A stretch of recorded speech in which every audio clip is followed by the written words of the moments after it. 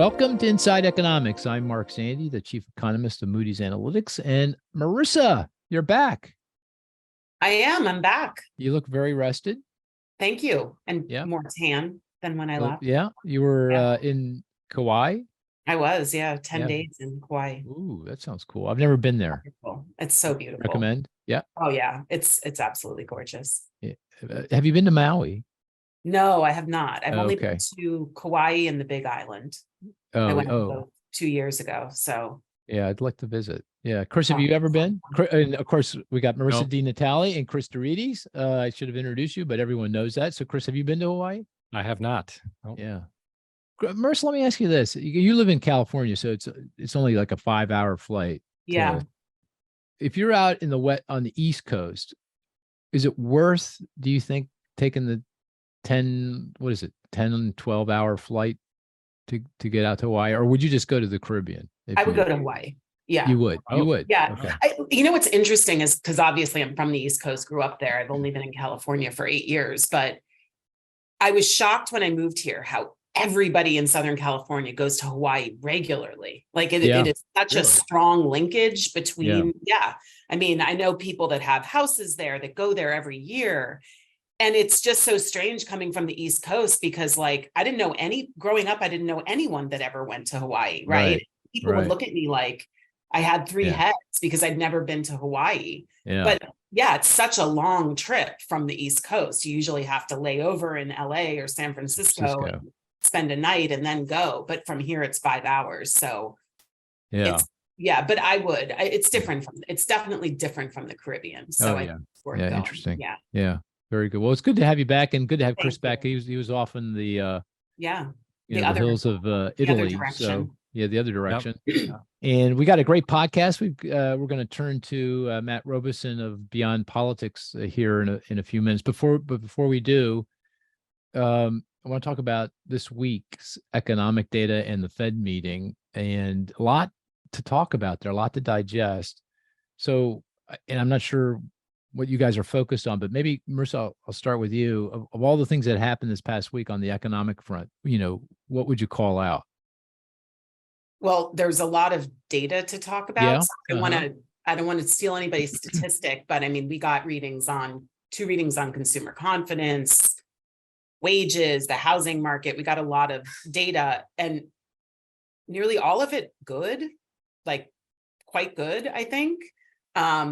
Maybe too good? Perhaps isn't too good. We'll have to come back to that. I want to know what that means. Right? GDP growing 2.4%. So all good data. The Fed had a meeting. They did what we expected them to do, raise rates by 1/4 point. The communication, I think, was not surprising around that. They certainly left it open to more rate hikes. They're looking at the data. They're focused on inflation and they kept hammering. One thing in the Fed statement I was noting was how many times they said 2% inflation target. Because one thing people are asking me a lot when I go out is, do you think they'll really stick to 2%? Yeah. Would they be happy with something like 2.5%, 3%? But I think in the first 2 paragraphs of that statement, they mentioned the 2% target like 3 or 4 times. Trying to hammer the point that we're focused on 2. Yeah. Sure. And brought up inflation expectations specifically as one that they're watching. So, all right, let me ask it this way. Of all the data that came out this week, and you mentioned it, GDP, the employment cost index, which measures wages. We got data on consumer spending, income, and of course, inflation, the consumer expenditure deflator. That's the measure of inflation. The Fed is targeting the core ex food and energy PCE deflator. You got housing statistics. Our own Moody's Analytics repeat sales house price index came out this week. I mean, it's a gazillion things. Anything that wasn't good from a perspective of, I want inflation to come in so that stops the Fed from raising rates and the economy is continuing to grow and avoiding recession. Any statistic that we got durable goods, we got trade, we got like a lot of kinds of stuff. Anything in there that, and the answer could be no. I'm just asking. I think if you dig into some of the detail of some of these things, you could point, like, for example, in the GDP report, corporate profits fell again in the latest quarter. There's been 3 or 4 quarters of declines in corporate profits. But that, no, wait, that they didn't release corporate profits for Q2. No, They revised That's right. Q1. They revised, right? yes. Because the profits come out next month. It's lagged 1 month. Yeah. Right? Yeah. Okay. So there's been 3 quarters, I think. You're right. It wasn't for the current quarter, Yep. but Oh, so you're really digging. yeah. Yeah. Jobless claims are falling back from where they were too. Jobless claims being a sure, window on layoffs, and they're back down again. Yeah. Okay. All right. I'm sure Cris can name 5 things that are bad. Is that too good? Like the jobless claims, is that too good? Right? Is the Fed going to look at that and say, well, this is not a cooling economy, there's still risk here? I don't know, because wage growth is clearly coming in from the ECI is report. It good enough though, right? So we had the employment cost index. That's the one I would pick out, right? 4.5% year over year. Yeah, it's coming in. Is it coming in fast enough, strong enough to sway their opinion? I don't know. I mean, it's consistent with PCE deflators coming down. Like pretty much every measure of inflation is heading in the correct direction. Well, Cris, let me ask you. Yeah. Give me your, all this data. What's your interpretation of what it said and what it means? So all good numbers, right? Yeah. Things are hard to say that anything is going off the rails here by any means. But again, I would come to this question I think that the Fed is going to try to address, which is it good enough? Is it fast enough? Right? Yeah, sure. It's going in the right direction. We know that the first part of getting inflation down was going to be relatively easy. Now we're going to start to go into that, I guess, 7th inning where it becomes much more difficult. We see oil prices, stabilizing, actually coming up a little bit. So risks of another shock are still out there, and you can't fall back on some of the other deflationary forces that we had in play, like the supply chains getting worked out. That's done, right? So now we're going to not the really. real work begins. I push back on that. I mean, still we got vehicle prices that are going to decline. That's supply chain related, right? We got a lot of many multifamily homes coming to completion that they got all bottled up because of supply chain issues. So I'm not. But sure the house prices, to your point, are they back up again, right? So yeah, right. Oh, sorry, I shouldn't have stopped you. No. Yeah. So I think you still. All right. Let me I ask think it's too early to unfurl the mission accomplished banner, right? Of course. That's my point. Right? Well, yeah. No, you look at this data, sure. Yeah. But okay, let me ask you this: of all the statistics, which one would you point to as being the most worrisome for you? I think employment cost. I think it's the right now it's wages that we're going to be laser focused on, right? Yeah. Right. All right. I can't take it anymore. It's unambiguously good data. Come on. It's unambiguously good. Yeah. Is it where you want it to, be is it right on target? No, but it's screaming. Everything is heading back to the Fed's target in a reasonably graceful way. Right. I mean, the employment cost index is, year over year, 4.5 down from 5.5 to 6. It's clearly decelerating, and you need to get it back to 3.5. And if we get that in the next year, what's wrong with that? That feels pretty good to me. Inflation is coming in. The core consumer expenditure deflator is coming in. It's 4.1 now year over year. And I'm not going to go into too many more statistics because we're going to play the statistics game in a second, but it's clearly, coming in, got consumer confidence has improved. So that suggests consumers are going to hang tough. The consumer spending data that came out, that looked really good. It's, the saving rate is stable. We still down a little bit. Was it down a little bit? 4.3. Yeah. Oh, I don't want to take too many statistics. Oh, no. But that feels like it's in the 4 to 4.5% range. Right. It was bouncing around somewhere in there. The GDP number, it's like, okay, it's right with the economy's potential year over year. It's a little bit below the economy's potential. Gosh, it just everything was durable goods. I mean, businesses are investing, they're not pulling back, and we want them to invest, right? Because that goes to Sure. long productivity growth. The trade numbers look pretty good. I mean, it looks like the trade balance is stabilized. Inventories no longer adding to growth or subtracting growth. It feels like inventories are back to where they need to be. I mean, that week of data that we got, it was like, oh, could you have literally asked for a better set of data? I don't, given the environment that we're in, it's very hard to do that. Very, in my view, it felt, very good. It felt pretty good. You want to push back on anything I just said? No, Except again, that the script is still being written. I agree. Yeah, It's still exactly. being Current written. situation. Yeah. Backward-looking data. Right. Okay. There's still. I hope Yeah. you paint me as the bear, but I don't want to be the bear, right? Yeah. I'm just saying that the risks are out there, and 4.1% core PCE, great, but still very far from 2, right? So.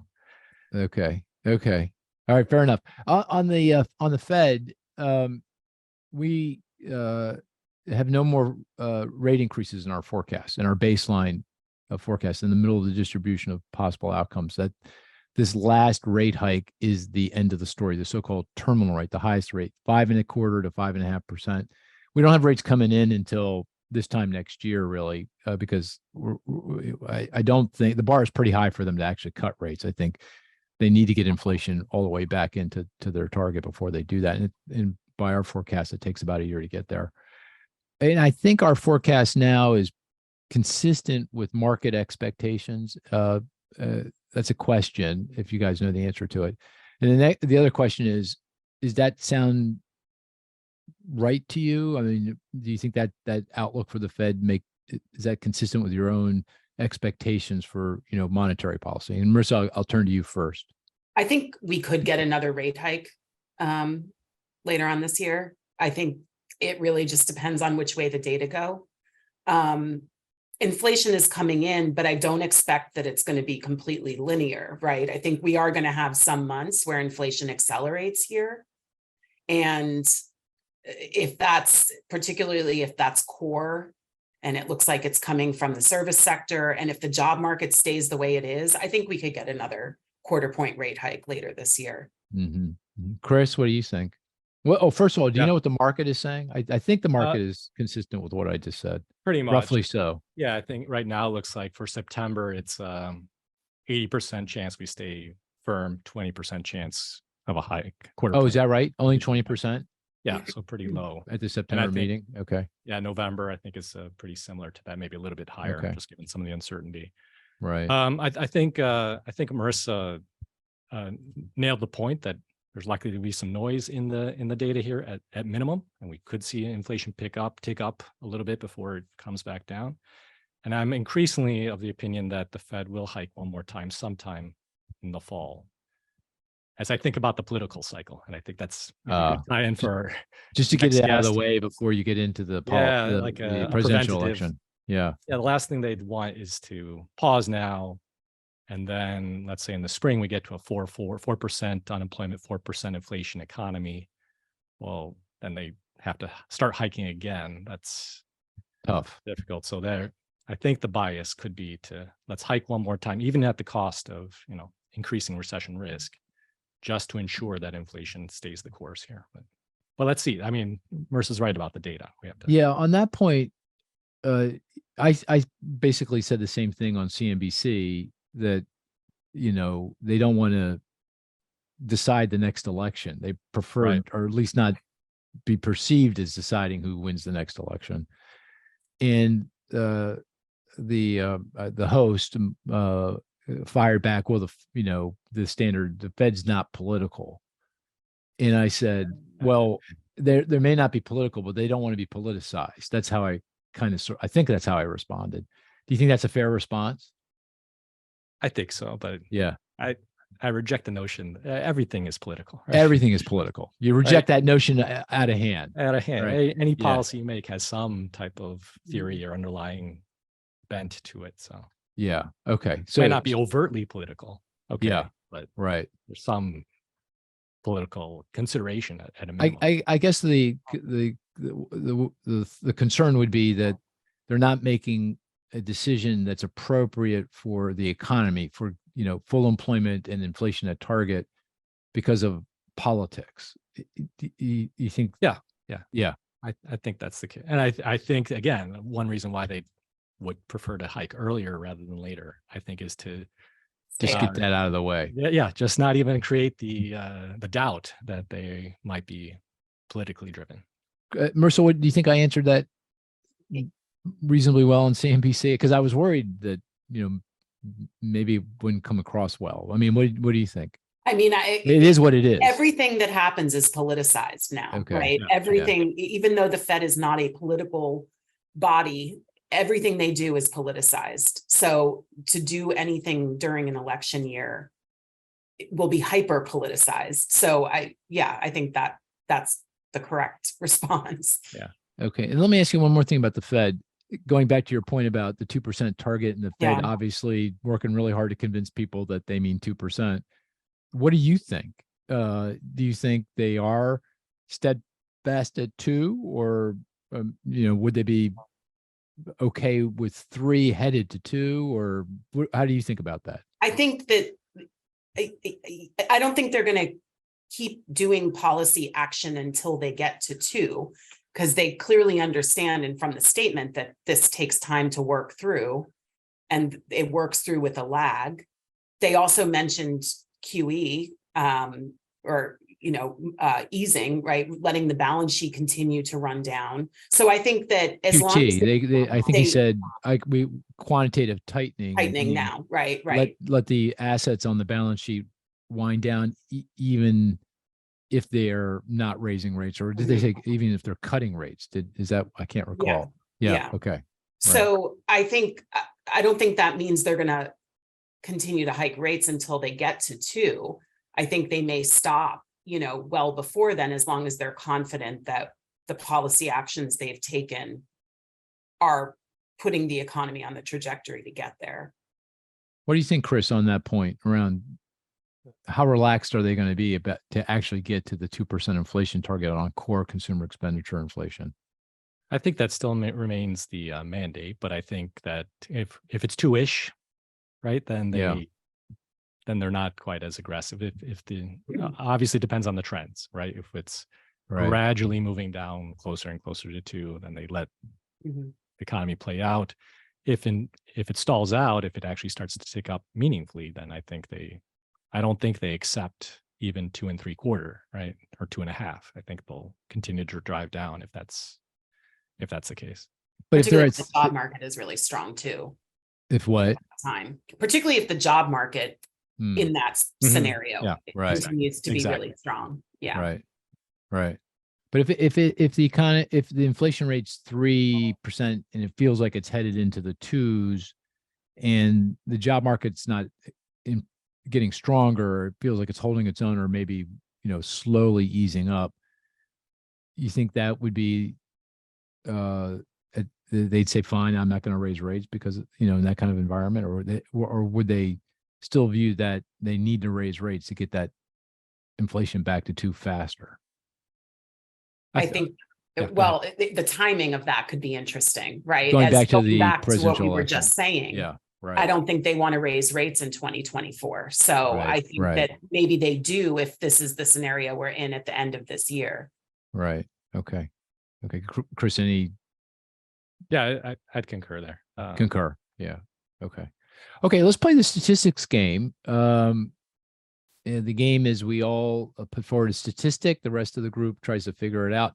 By the way, Marisa, I schooled him last week when you were away. I did listen to the podcast that I missed. That was a long podcast. Did you notice, man? That we were. Cris is so chatty. It's like we didn't even get through all our questions. No, we didn't. Yeah. But the game is we put it forward as statistics. The rest of the group tried to figure that out through cues and deductive reasoning and clues. And the best statistic is one where it's not so easy, we get it immediately, and one that's not so hard that we never get it. And if it's apropos to the topic at hand, which I'm not sure what that topic is exactly, but there's a lot of statistics, right? Maybe politics. That's a good one. Okay. Oh, that's a hint right there, I Nope. think. Little Easter egg for you. Easter egg. Okay, let's begin. In tradition is we begin with Ms. Di Natale. Okay, 4.67%. That's ECI year over year. No, percent change year ago in the employment cost index for It is civilian workers, no. wages and salaries, compensation. Yeah, but it's something more specific. Oh, I know. It's all right. Chris is gonna let me say it. Year over year growth in the employment cost index. Yes. Private industry wage and salary X incentive pay. No, you're really close. Oh, geez. But really? no cigar. Okay. No. Chris, you want to? I was going to go with non-union workers. Non-union. No. Oh, okay. So Total comp. That's not right. So it's not Is it wages and salaries? It is wages and it is year over year growth in wages and salaries. X incentive pay? No. Oh, it's not. For a particular segment. Oh, it's a particular segment. Okay. It's not total. It's not No, the it's whole not shooting. total. No. It's not private industry. It's not civilian. It's No. Something more specific. One of the industries. I think it is non-union, but It could be. Incidentally, but Okay, go ahead. What is it? What is it? It is year over year growth in wages and salaries in the second quarter for service sector workers. Oh, service sector. Okay. That's a good one. That's a good one. Very relevant. I actually think 4.7 does apply to a lot of different. Those ECIs. It well may. Okay. Well, everything was 1% on a month over month basis. Yeah. Did you notice that? Those are which by the way, Chris, annualize that for me, please. 1% and a quarter is annualized. Oh, well, you're forecasting with the ruler here. That's 4%. And what's the bogey? 3.5. 3.5. Okay. And there's a band of uncertainty around that. That's pretty wide, I would think, right? On both sides. Exactly. Yeah.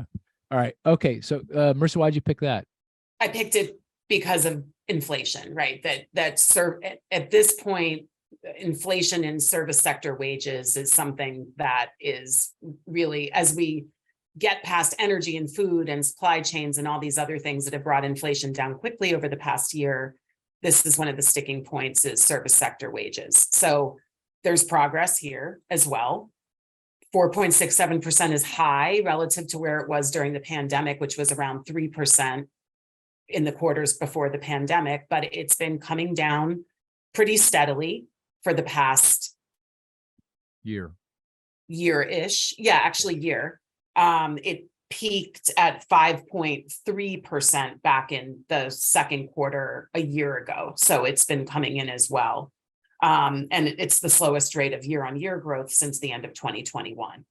So it's encouraging that here we're making progress as well, although it's slow, but it's there. Yeah.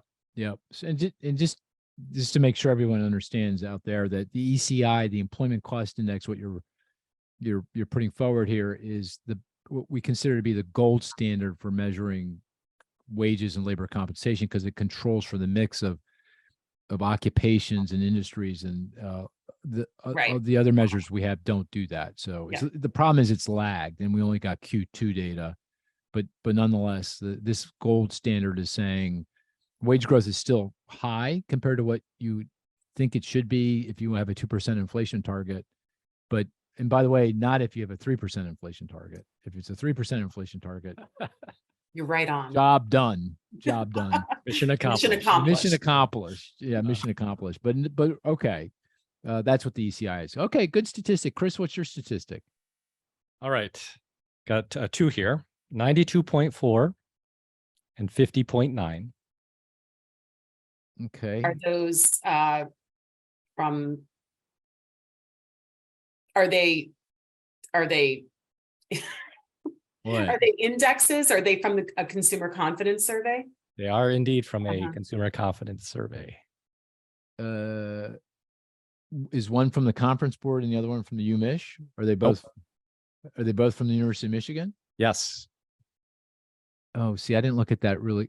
When did that come out? that came out this morning. This morning. Yeah, I haven't had a chance to 10 look at that. And it was what, 92? 92.4 and 50.9. Is one. I'll give you a hint because you didn't look at it. It's the overall index was 71.6. Okay, so one is current conditions, one is expectations. Nope. No. No. Okay. I'm relating it to the topic. Politics. Oh, is one the perception of Democrats and one the perception of Republicans? You got it. You That's got a good it. one. Yeah, that's a good one. Yeah. Okay, yeah, explain. So Democrats at 92 point. So the overall was 71.6, right? Across the entire population. 92.4 for Democrats is quite high. It's actually on par with what it was back in February of 2021. Right. And I think we've talked in the past that these sentiment measures are very sensitive to political party and who is in control of the White House. So February 21, President Biden takes office and suddenly the Democrats are all optimistic. The 50.9 is Republicans, which is quite low, certainly much lower than the average, as I mentioned. It's off of the bottom, which was 33 last year, but still relative to the cycle, right, that Republicans still view this as a very negative economy, right? Just slightly better than what it was at the depths of the pandemic, not close to where we were prior to the pandemic yet. So just to color these sentiment statistics. Because we are going to turn to Matt Robison soon and talk about the policy and politics. And that's a really good one because we're going to talk about the fracturing of our politics in that conversation. So the overall University of Michigan survey, it was 72. What was it? 71.6, which was up a lot. Up a lot. Jumped It was quite a bit. 64.4, so up 7 points, which That's is a big deal. A big jump. Yeah. Yeah, big deal. Still low by historical standards, but moving. And of course, the Conference Board Survey of Confidence, another measure that's also jumped in the month of July, and that is actually quite high by sort. It's not high, really high, but it's above average. Right. That was 117, I think. Yeah. Yeah, something like that. Okay. Very good. Okay, you ready for my statistic? Ready. Let's hear it. Very easy, straightforward, down the strike zone. 2%. Fed's target for inflation. Yes. Okay. Where's yes. And I knew you were going to say that. It's not because that Is it the PCE over the past 6 months? No. Is it? You're on the right track. Is it the PCE deflator? Well, it's from that. It's from that release. It's not the PCE later. It's from that release. Okay. It's from that release. What's the most significant, most important inflation statistic for setting monetary policy? Core? Is it core PCE? Core PCE in the quarter annualized. Mark loves to annualize everything. Wait a second. Wait for it. Let me repeat that. The core PCE deflator grew 2% in the month of June. Okay. So the Fed's done. Yeah, that's what you're saying. That was them. I'm just saying. In fact, we've said mission accomplished a number of times here. I can feel that that's going to be part of the title of this. That will podcast. That will jinx your forecast. That'll jinx it. Yeah, you're right. That might. The last time someone said that, it didn't go well. Yeah.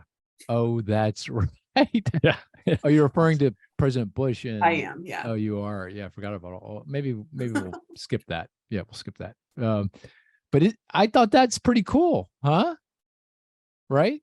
It is. I mean, because you got to get some annual, month-to-month, quarter-to-quarter annualized numbers at your target before you actually get to target, right? Absolutely. So this is along the way. So it felt pretty good. Hey, one question I don't know the answer to, and I don't know if you guys do either, but I'm going to ask it. Supercore inflation. That's the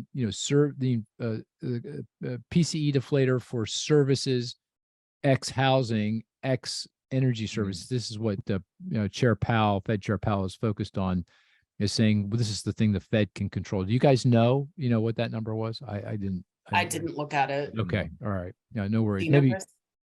No, I you didn't know, look. maybe we can find out. We'll put that into the blurb. So people There you have go. that, There you because go. they're going to be awfully frustrated if we don't give them that statistic. Okay. Very good. So before we move on, probability of recession, just very quickly, what is the probability the economy enters into a National Bureau of Economic Research defined recession between now and July of next year? Marissa? Oh, she's Oh, really Well, thinking about thinking. it. I Well, feel a now I'm cut wor- coming. A cut. It better not be an increase. It's not, but Yeah. now I'm a little worried about a government shutdown. More so than I was She's before. presaging the next conversation. I am, yeah. I can't help it. Sorry. Yeah.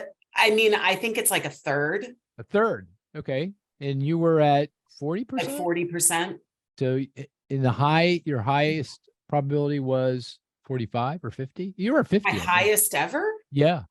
You were even higher. I think I was I was near in like the 60. 60. at Oh some yeah, point. you were. You were at Yeah. one point. Yeah, that's right. Okay. 1/3. Okay. Chris? I'm sticking with 50-50. Oh, damn. I can't wait. As soon as he cuts it below 50-50, we're gonna have to do something.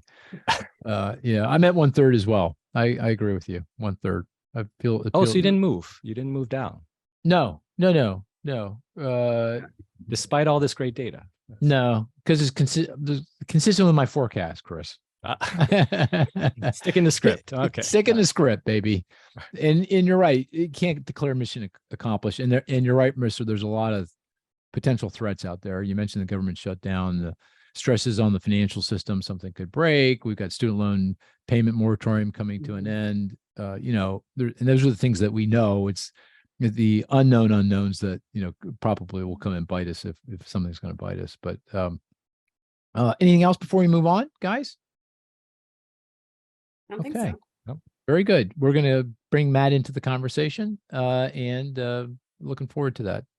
And let me bring in Matt Robison into the conversation. Hey, Matt, how are you? Hey, Mark, I'm good. How are you? I am okay. I have to say, I had a tough travel day yesterday. I was in Milwaukee and for a board meeting, and just as I'm leaving for the airport, it was canceled. And they moved it to today, 24 hours later. So then I scrambled, got a card to take me to Chicago O'Hare, and got on a 9:00 flight last night. Got in around midnight. So I'm a little discombobulated. But I'm here. I made it. Have you been lucky enough to avoid those kind of travel problems? I have ever since I took my consulting life down to a bare minimum. I travel a lot less time on airlines, and I'm not sorry about it. Yeah, you're a It's lucky okay. man. You're a lucky Yeah. man. So Matt, you have this great podcast that you were so kind to have me on. I think a couple times I've been on Beyond Politics, and maybe you can take a minute and just kind of describe the podcast and sort of how you found that long, windy road to be, running that show. I'd be Sure. like to learn a little bit more about your background. Well, sure. The podcast is called Beyond Politics. I host it with my former boss in Congress, former Congressman Paul Hodes of New Hampshire. He was the 2008 national co-chair for Barack Obama, two-term member of Congress. I spent about a decade working in Congress. Before that, my background was in economics. I was an economics major at Swarthmore College, where my advisor was Fred Pryor. For economic historians, can anyone place that name? Fred Pryor. Swarthmore's great, a great school. Great school. Of course, we're just down the road here. I'm in Malvern and Westchester, so we're right down the road from Swarthmore. Fred Pryor, no, I can't. Can you guys? No, but we've had so many Swarthmore alums. Oh yeah. Yeah, we're few but mighty. Yeah. So Fred Pryor, if you've seen the Steven Spielberg movie Bridge of Spies, was the other guy in the exchange for the U-2 downed spy plane pilot Gary Powers. He was an economist studying Eastern European economies. He was part of that swap, and he settled at Swarthmore College. Fun fact for you, Mark. That's only one of the amazing footnotes in his economic career. He also, and this story is so good that I hope it's true. I've never tried to interrogate it because I like it. He also is the reason that you constantly have traffic on the Blue Route. If anyone's traveled around Pennsylvania, you'll note that the Blue Route, which is a big highway in Pennsylvania, shrinks from 3 lanes to 2, and it's right around Swarthmore College. Why is that? It's because Fred Pryor knew enough about manipulating the federal government, which is also my stock in trade, to file environmental impact statement after environmental impact statement to try and stop the highway. He forced it to narrow to 2 lanes, which is why there's always a bottleneck there, just because he didn't want it to make so much noise around his house. That's why. Fred Pryor is an amazing historic figure, and he was my first economics advisor. That's a cool story because, when I was a kid, the Blue Route had been built, but because of all these lawsuits, it had not been open. So it was like this highway with nobody on it. We would take our bikes and we would ride along the Blue Route for hours. And that you're saying that's because of Fred Pryor. Fred Pryor caused a lot of traffic congestion in the greater Philadelphia area. He was part of a historic spy exchange. His father tried to wall off his small town from the Great Depression by printing his own money. Turns out the Secret Service and the Treasury Department do not like that. So he has hundreds of thousands of dollars of fake currency in his attic. He died a few years ago. So I digress. But the point is, I come from a background in economics, and a friend of mine at Swarthmore said to me, "Why are you going to major in political science? Major in economics. You learn all the same stuff, but better." She was right. I went into economics, but then I found my way back into government and politics. And now I host this podcast.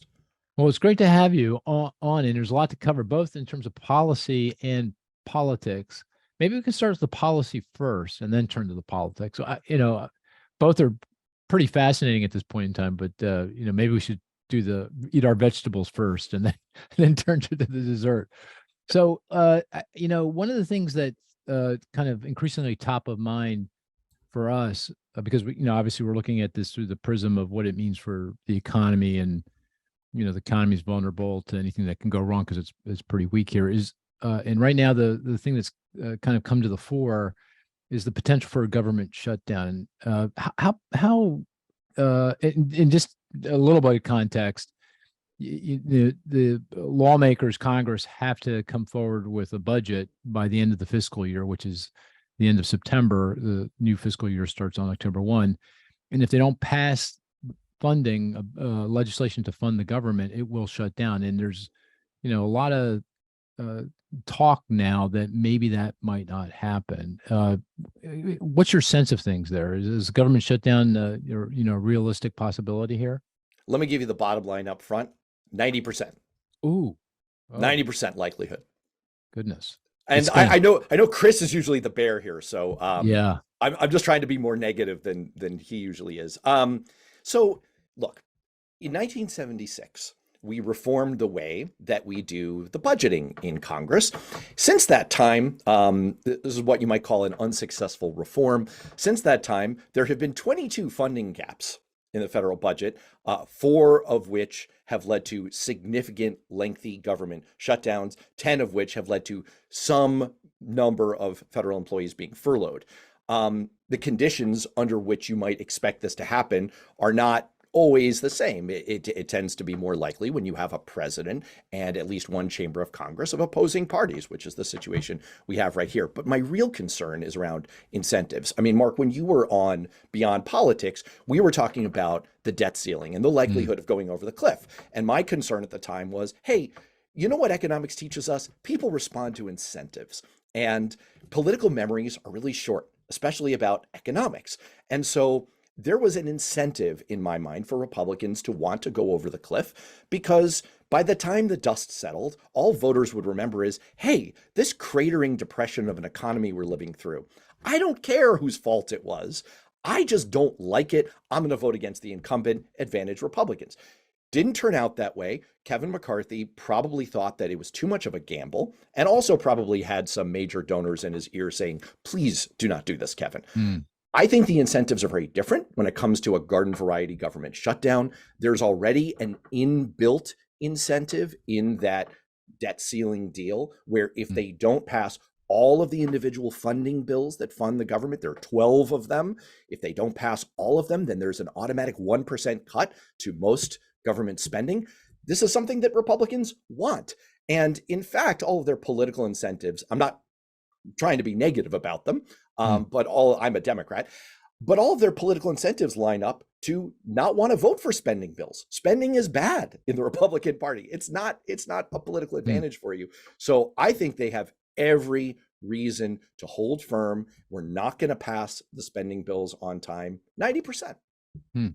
So I was under this kind of economist naive perspective that 1% sequestration that you mentioned. So as part of the debt limit deal, they said, okay, if you don't get this done by, I think it's January 1 of 2024, there'll be this across the board 1% cut in discretionary spending, non-defense and defense.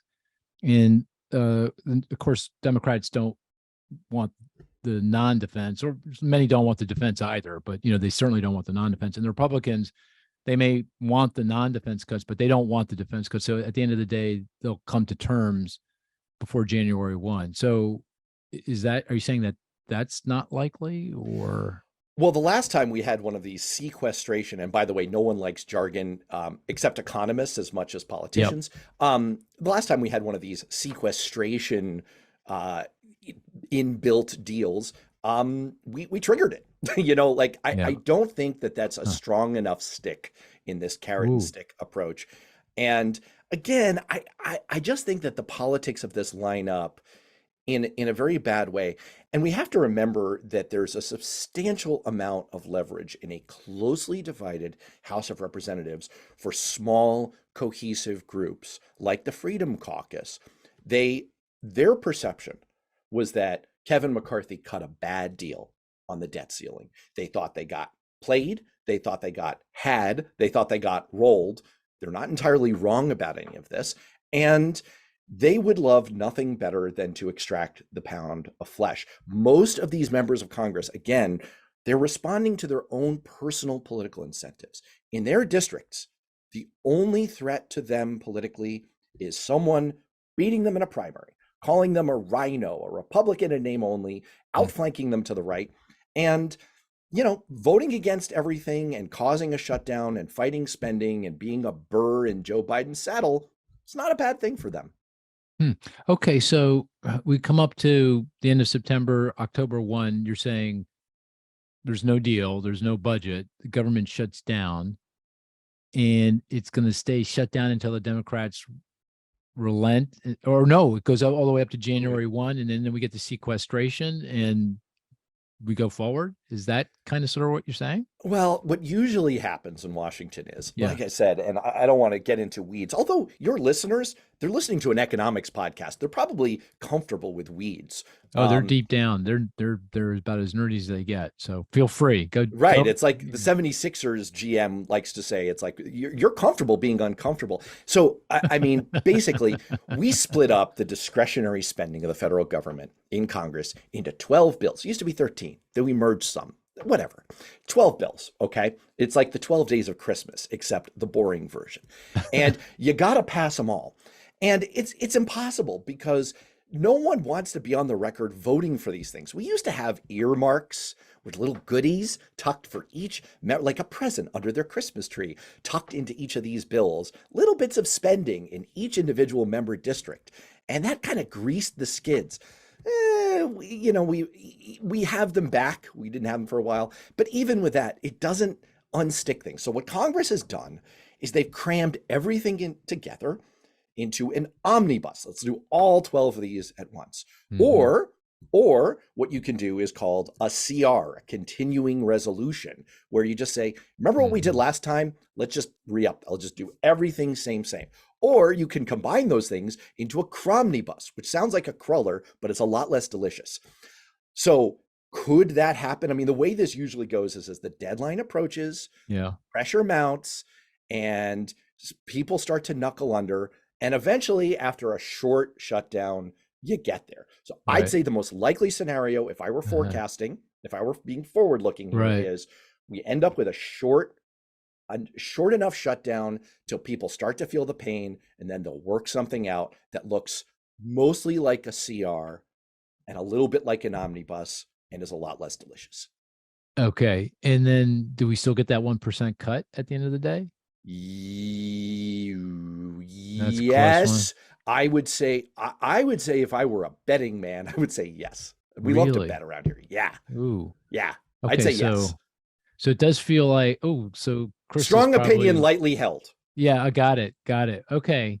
So it that's some pretty significant fiscal restraint then. Yep. So Well, can I ask you an economics question? yeah, far All away. right. I've just given you this input. You Yeah. guys are the modeling and prediction experts. How are you factoring, as you make economic predictions for 2024, how are you factoring the likelihood of government shutdown and sort of the potential macroeconomic shock into your predictions? Well, it's not dissimilar to, we have to make an assumption along how this is all going to play out, similar to what, you just articulated. And in the kind of our baseline view right now, we have a short government shutdown, pressure mounts politically, they come to terms, pass a CR, and then ultimately come to a deal before we get the sequestration and this 1% cut across the board. If that's the deal, if that's if that is what plays out here, and it's a couple 3, 4, 5, 6 week kind of shutdown, that may shave maybe a couple 0.3% off of GDP growth in Q4, which isn't great because Q4 is probably going to be weak anyway because you got student loan payments kicking back in and got a lot of other stuff happening. So it's not the greatest thing in the world, but it's not something that pushes into recession. But if you throw into the mix what you just said, and you get this 1% cut, and it kicks in, the beginning of next year, that makes me a little more nervous about what the world looks like in Q1, particularly Q1 of next year, because that's pretty significant fiscal headwind. That we're going. Fiscal policy goes from being effectively neutral with respect to the economy to kind of a headwind to the economy again at kind of the wrong time. Chris, is that roughly right? Is that? Yeah, I think Yeah. I just heard you revising up your recession odds. Oh, what well, I no, heard. well, That's what I heard. No, but I have to buy into Matt's angst to do that. I haven't done that yet. I haven't been convinced yet. Fair enough. All right, just laying the But ground. I hear you. That's definitely a risk. So Matt, you're as a betting person, you would say if you were in our shoes and you had to put pen to paper to produce a forecast, you'd say assume that 1% cut at the beginning of the year. Yeah, I'd say 90% some type of funding gap of some kind. Yeah. And then maybe 50-50 on triggering the 1%. 50-50. Okay. So I would do a probability weighted, like You're whatever a sophomore coming in. You're a sophomore, yeah. Some kind of like, econometric, something or other. Got it. Okay. Yeah. Okay. Well, let's move on to another policy question that's kind of top of mind, and that is this so-called term Bidenomics. Curious what you think about that term. Not sure it's going to win any marketing awards, but Bidenomics is basically President Biden's economic policy, and there's actually a lot to chew on there because a lot of things got done in the first 2 years of his term. But what do you think of Bidenomics, both in terms of policy and just maybe we can delve into the politics a little bit? And, what do you think about the politics of Bidenomics? I think that you summed it up perfectly. It is, and look, I have great respect for Mike Donilon and Anita Dunn, the communications gurus in the White House who are shopping this term. I'm sure I've had the pollsters who work for this White House who work on these terms on my show. And I'm sure they've worked with some of the smartest people in the business like them to come up with this term. I question it. I am not running out. I'm not going to put it on any t-shirts, baby. I'm not buying it. That said, I mean, the proof of the pudding is in the eating, and darn, I mean, it's hard to argue with the proposition that maybe there's some luck here. Maybe there's some business cycle here. Maybe there's some good Fed policy here. It's hard to argue with the proposition that things are fundamentally working. I mean, let's not forget that Donald Trump was the first president since Herbert Hoover in the Depression to actually lose jobs. His net total on the day he left office was a loss of 2.9 million jobs. Yes, a lot of that was because of the pandemic, but our handling of the pandemic is also on his tally. So yeah, I chalk that up to Donald Trump. We were essentially, from an economic standpoint, in a car on fire, careening over a cliff. And over the last 2 years, among all the leading economies of the world, the G7 economies, the US has had the highest level of economic growth. And over the last year, we've achieved the fastest decline in inflation and now have the lowest absolute level of inflation. Our bank accounts are between 10 and 15% higher on average. Wages have finally gotten out ahead of prices again, which means our real pay is going up. That's especially true for people at the non-manager level, people lower in the income distribution.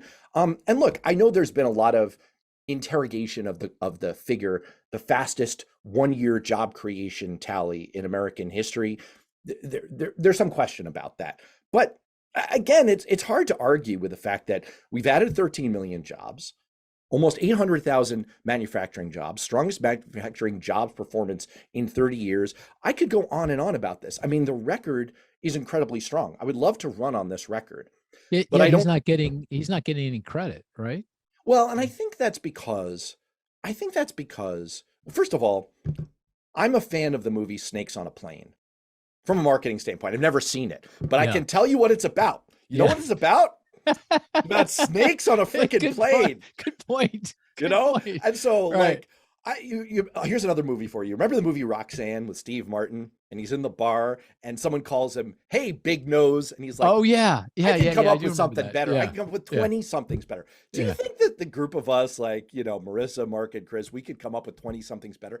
The Biden jobs plan, the Biden economy rescue. Oh, you think it's all marketing? You think that's why he's not getting credit? I think, look, Biden, you're saying I hate Bidenomics. That's where did he come up? Well, that's of course a play on Reaganomics, but Bidenomics. Well, okay. Well, so since you invoked Reagan, I think we're all at an age, maybe not Marissa, I'm not sure, where we can remember more. Definitely not Marissa. Not Marissa. Yeah. You're so youthful at looking. Come on. So you guys remember, or your younger listeners will not remember this. You remember Morning in America? Yeah. Marketing. What did Mel Brooks call it? Merchandising. Morning in America was, I'm not going to curse on your show. It was BS. It was complete and utter hooey. The Morning in America ad, the most it made me feel good though. I'll have to tell you, man. Of course, that's to your point. To your point. Yeah. Of course it made you feel good. It invoked, like, don't you feel better than you felt? And everyone thought, oh yeah, I was feeling terrible. You know why people were feeling terrible? It was because they were remembering not the way things were in 1980 when Ronald Reagan won office. They were remembering the 1981-1982 recession. In fact, in 1984, when they ran that ad, unemployment was higher and inflation and absolute price levels were higher than they were when Ronald Reagan took office. Marketing, people. Marketing. Interesting. So you don't think it's you don't think it's the high inflation rate? Inflation's coming in, no doubt about it. It takes a little bit of time for people to figure that out. And also, even if inflation's coming back in, prices are a lot higher, right? I mean, people are paying a lot more for rent, for food, for everything, pretty much everything today than they were 2 years ago. So you don't think there's a more fundamental reason for, why people saying, I'm not so sure about this thing called Bidenomics? One of the most well-known consultants in Democratic politics is a colorful guy named Mudcat Saunders. Says people don't think in terms of rates. They think in terms of bills. And economists and politicians like to talk in terms of rates. The rates of inflation are going down. I don't know what that means. I know what my bills are, right? I know what the price of eggs is. And so I think you're right that it's going to be a hard sell. And I, unfortunately, was in the midst of helping to run a Senate campaign in 2010, the worst possible year to be a Democrat. And we were in the position, the economy was doing much better. But people didn't feel it. And so we were in the unenviable position of saying to voters, who are you going to believe, me or your lying eyes? Now, I think that Biden is currently in that position, but I think that there is a marketing way to at least do better than Bidenomics. Yeah. Okay. Can I ask, do you have, if you were king of for the marketing day, would you have a better term for what would you have said to them? How I'm would you? workshopping it. Yeah, you're workshopping it. I'm Okay. workshopping it. I Marissa, don't do you know. have one? Do you have one? Do you think No, but I you agree as that critical of Bidenomics Bidenomics as means he is? nothing. Huh? I don't have one, but I You agree that Bidenomics, what does that even mean, right? I mean, is that good? Is that bad? Yeah. I agree that it's terrible. Right. Right. Interesting. Yeah. All right. Well, let me ask you one more policy question before we move on to the kind of the politics, and that is kind of longer term. If you look at the nation's fiscal outlook, it looks pretty dim, I'll have to say, right? I mean, you go Congressional Budget Office, CBO, they're the nonpartisan budgeteers, and they do these long-term projections. Under current policy, assuming no change in policy, which, by the way, the Trump tax cuts for individuals, high income in households and wealthy households, that will expire in 2025. So that by itself, all else being equal, will help the budget outlook. But even assuming that, the outlook looks pretty bad, right? I mean, the nation's debt to GDP ratio is close to 100% already. 10 years from now, it's going to be 120%, close to. And then we're off to the races. And, the debt to GDP ratio looks unsustainable. Any prospect at all that we're going to, address that? It feels like we got to at some point, but any prospect that we're going to do this in a reasonably graceful way, or not? It's going to take some kind of crisis for us to do this. Oh, you had me on the first part of that sentence up until you said reasonably graceful way. Reasonably graceful. Yeah. No, there's no prospect. No And prospect. I'm going to argue to you that that's a good thing. I mean, look, we can barely agree to deals like the debt ceiling, right? And we face something we all know in this group that the real problem here is the so-called entitlement programs. I know that's not a politically palatable term, but we're talking basically Social Security, Medicare, to some extent, Medicaid obligations. Very little of this comes from discretionary spending, especially non-defense discretionary spending. When it comes to Medicare and Social Security, we face something on the order of $104 trillion 30-year shortfall. Okay, about 70% of that is on the Medicare side. And look what happened when Florida Senator Rick Scott proposed, hey, let's just sunset everything after 5 years. Well, the Democrats took about 0.2 seconds. I'm like the complete reformed part of a congressional and political staffer. The larval form of me took about 0.2 seconds to look at that and say, great, you want to cut Medicare and you're from Florida. Great, genius, thanks. And they jumped all over that. And, and he had to walk that back pretty darn fast. The politics of this are brutal. And I think what it comes down to is the BS asymmetry principle, which is known online as Brandolini's law, which is the amount of effort and energy expended to dispense BS is far less than the amount of energy and effort expended to try to rein it in. It's just so easy. It's called what law? Brandolini's law. I don't know who Brandolini. Oh, does everyone know this? I never heard this before. Nope. Brandolini's law. This is a fun Google. Oh. Yeah. This is a fun Google for you. Sounds like a chat GPT to me. I mean, in economics terms, I'll probably screw this up because it's been 30 years since I was an econ major, but like the marginal cost of spreading demagoguery is zero, right? Yeah. The marginal cost is zero. And it's what the legal scholar Rick Hasson, another guest on my show like you, calls cheap speech. He wrote, the BS, the attacks are cheap speech. The explanations and the defense of a solution are very expensive speech. And that's the basic problem. By the way, this is the basic problem of my party, the Democratic Party. Everything we say takes a lot of words, a lot of explanation, and we're always doing things like trying to explain quintile disparity. And like Republicans just to get to say things like 4 legs good, 2 legs bad on the economy. Like it's really not that hard. They just have this inherent asymmetric advantage built in. And I like to rib them about this. It's an easier move for them. So the shorter answer to that is, look, the OASI trust fund can pay full benefits until 2033. And Medicare's hospital insurance trust fund, if I remember correctly, can pay 100% of benefits until 2031. So I would expect some action on this circa 2030. Got it. All things being equal. So we got to be right up against the cliff, and that right.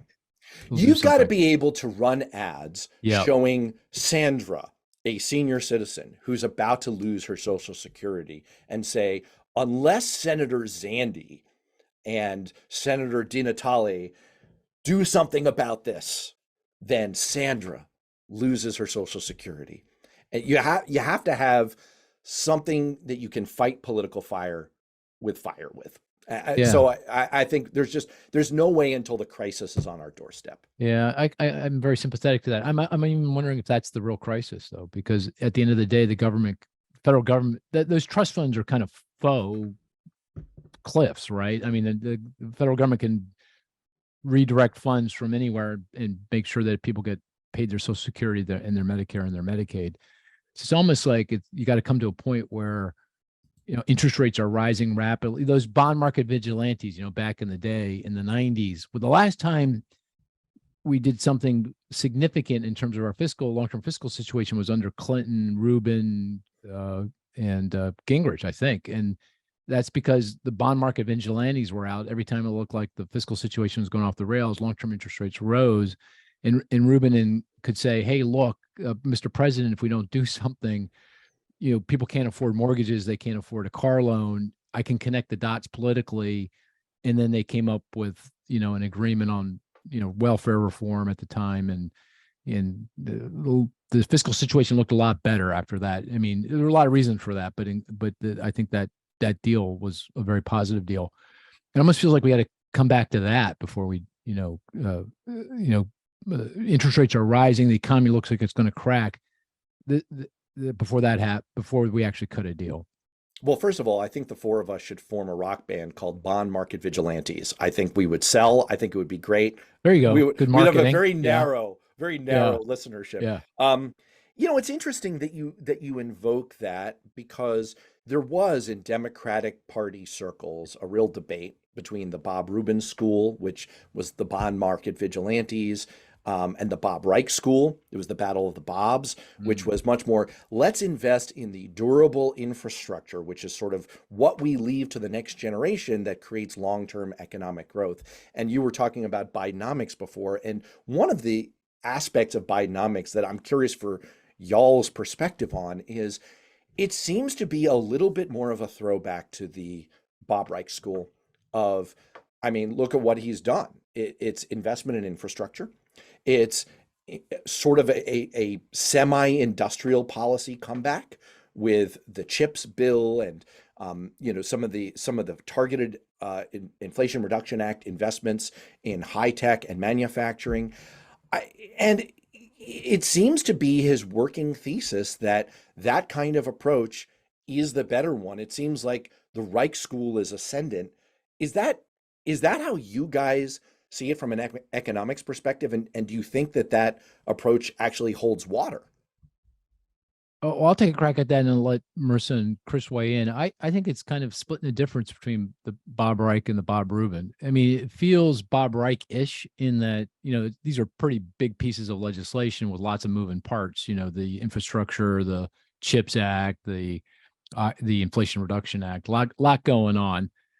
But roughly speaking, they're paid for, right? I mean, you look at here's the money that we're going to use to pay for these things. There's a lot of debate as to whether they're actually raising as much money as they think they're raising, with the funding the IRS, for example, to, make sure that people pay their taxes, or, what's the take up on the tax subsidies and incentives in the IRA. It feels like that might be a lot larger than CBO thought it was when they scored the bill. But, abstracting from those issues, I think the objective of the administration was we're going to pay for these things, roughly speaking.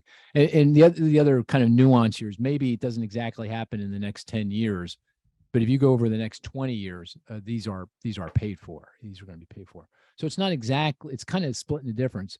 That's kind of how I think, I think about it. Cris, Marisa, any other perspectives on that? Cris?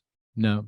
No, I think that's about right. I guess my question would be, what benefit do they actually get in terms of credit with the voters, right? I think we've been talking along those lines. These are very long-term plans. I don't know that the average voter really sees a whole lot of benefit when they're looking at these infrastructure bills and seeing what it means to them. Right.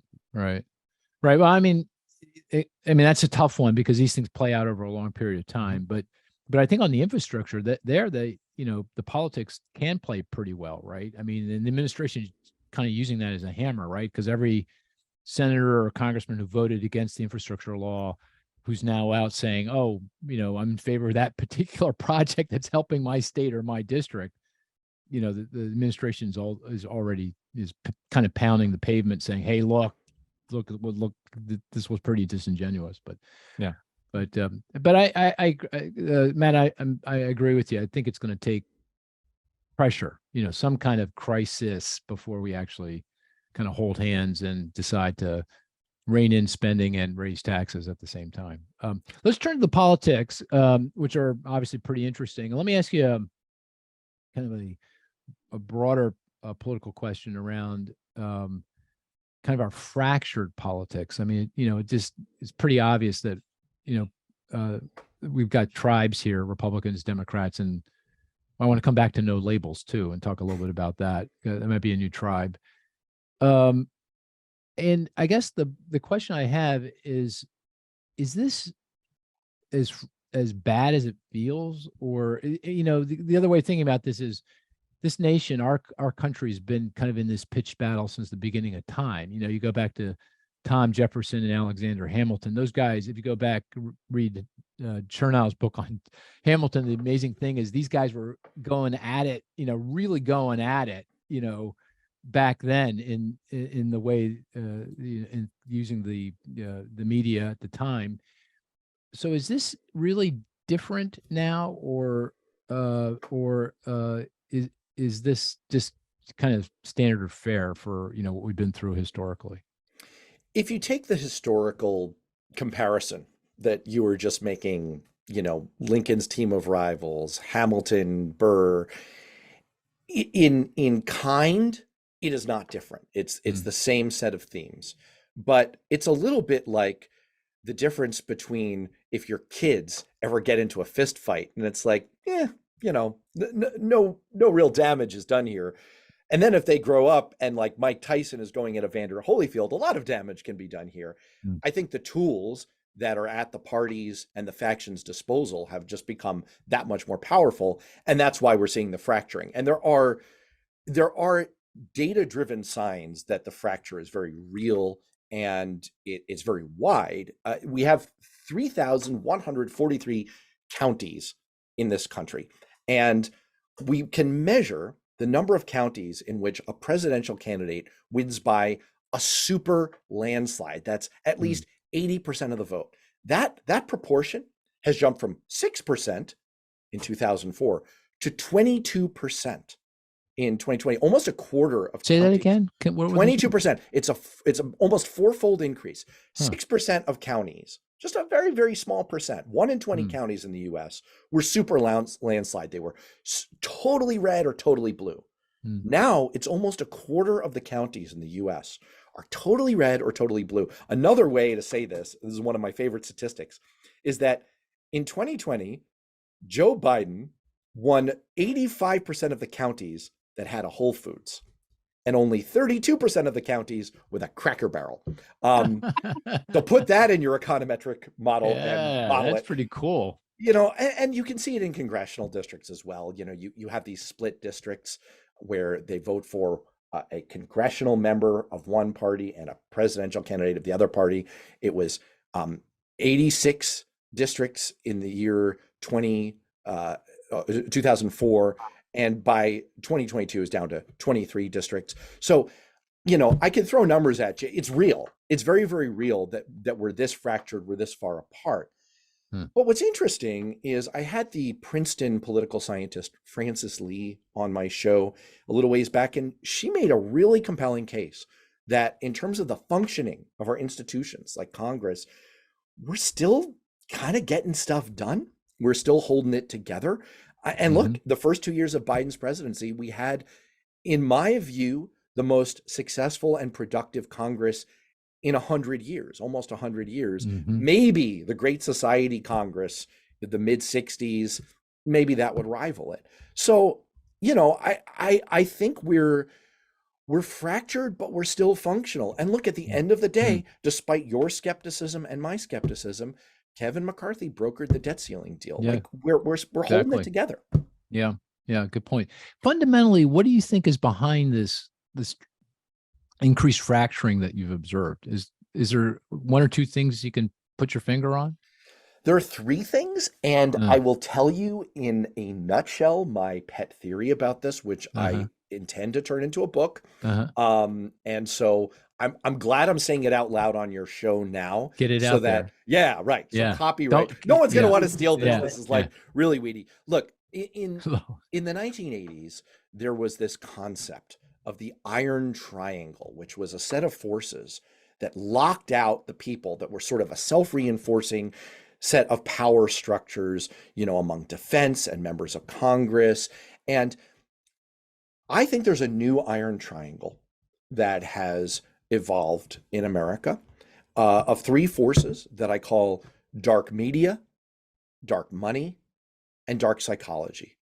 And in a nutshell, and they're all mutually reinforcing. And in a nutshell, what we've seen is a massive influx of dark money, of money from sources that we can't track, that are not aligned with the views of the majority of Americans. Think about Harlan Crow giving millions of dollars to Clarence Thomas. Think about all of the dark money ads that we see.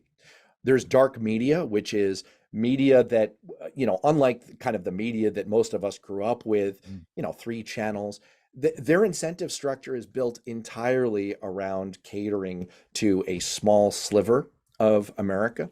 And then there's dark psychology. This is a change that I saw in the midst of my own politics career. When I started in politics, if I was in a meeting, let's say the group of us were political operatives, and Marisa said, "Hey, we need to beat Cris, our rival Cris. He's a bear. We're against him. We need to take him down." I said, "All right, let's run an evil ad where we say, you know, evil Cris DeRitis, some kind of a deep voiced ad.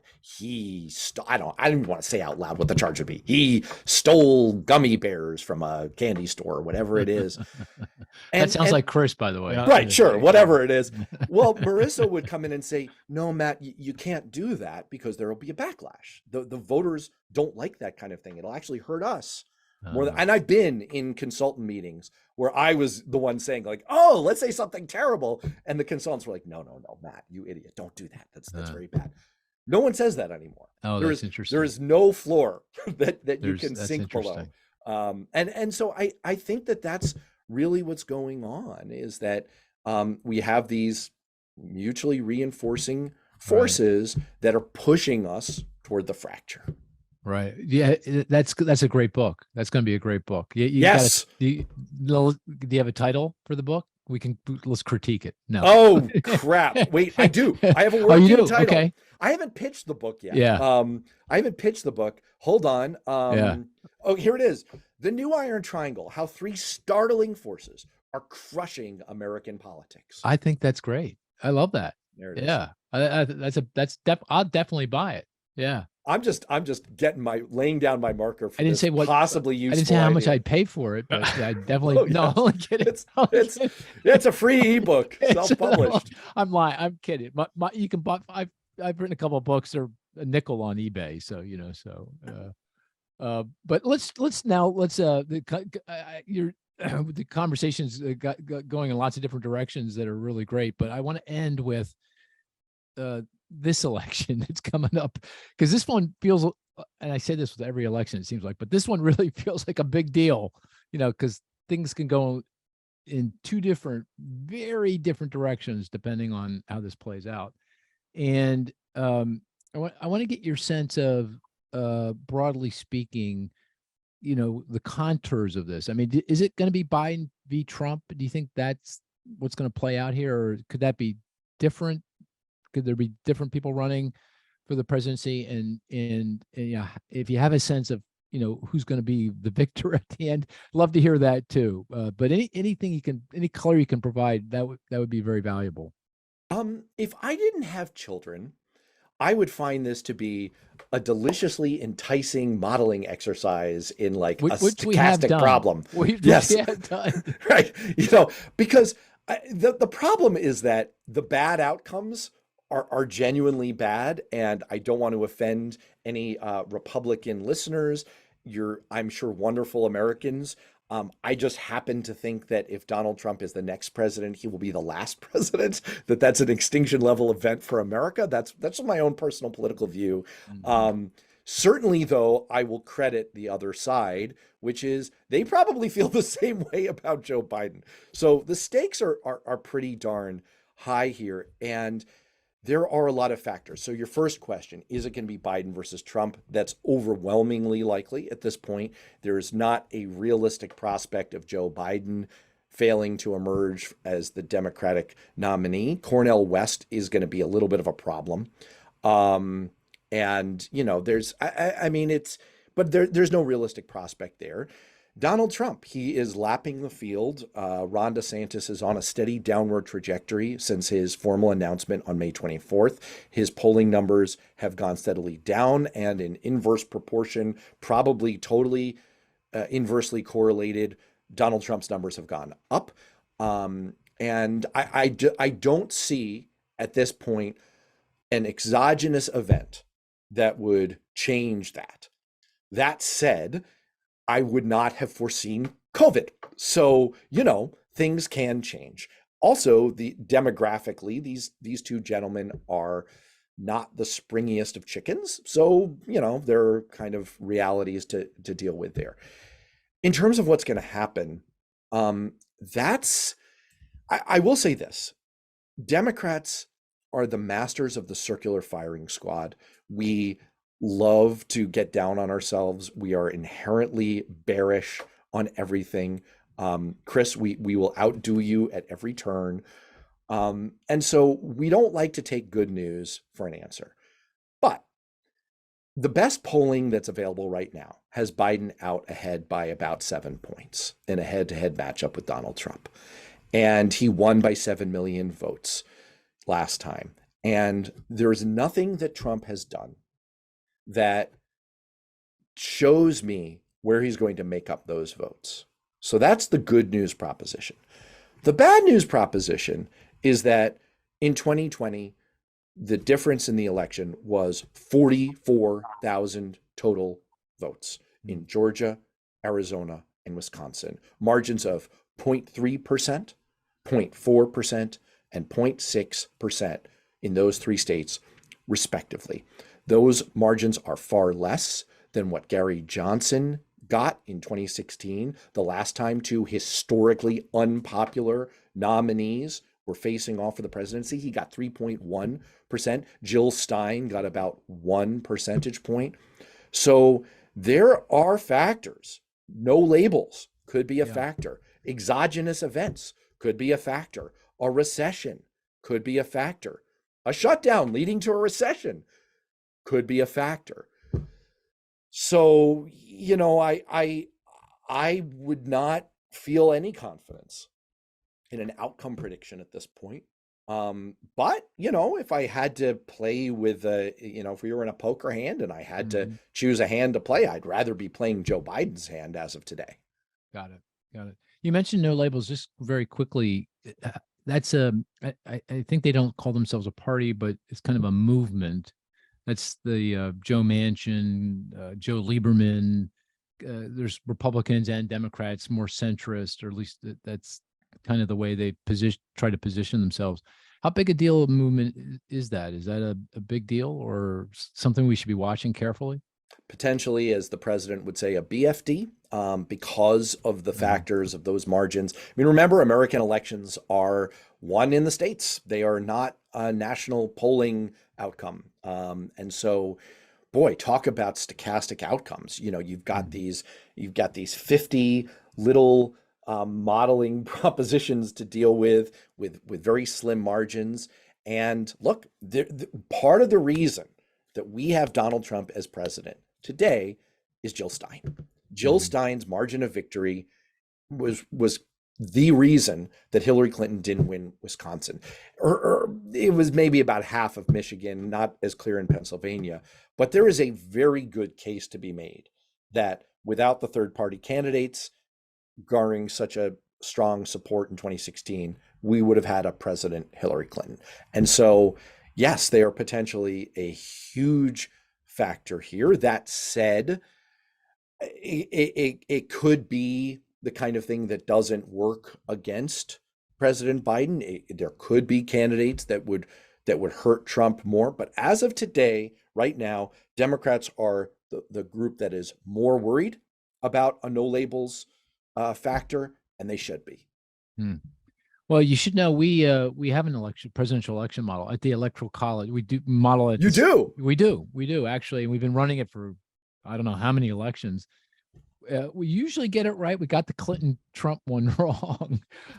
Yeah, that we missed. And the last election, the Biden-Trump, we felt pretty good about that. In terms of we picked states, and we, I don't think we got Georgia, but we got Arizona. I can't quite remember, but it, as you can imagine, we're economists, and everything feels like the economy to us. So it's based on economic factors. So at the end of the day, I do think how the economy performs over the next 6, 9, obviously 12 months is going to be pretty important to how this all plays out. So, so Matt, I really want to thank you for taking the time with us. And there's a lot of time between now and the next election. A lot of things are going to happen. Can we have you back on? I'd be delighted to come back on, especially if I manage to roll out a book. Oh, absolutely. Talk about predictions. Yeah. Let's put that at under 25%. Yeah. I'm pretty gummed up with doing podcasts. I'm all in on that book. That sounds like it'll be a fantastic. I love it. Yeah. Pre-endorsement. You know what? I'm going to have you write the blurb. Would you write the blurb? Absolutely. You count me in. Yes. Count all me right. In. Count me in. I'll be very happy to do that. So thanks, Matt, and we'll catch up with you soon down the road here. Take care now.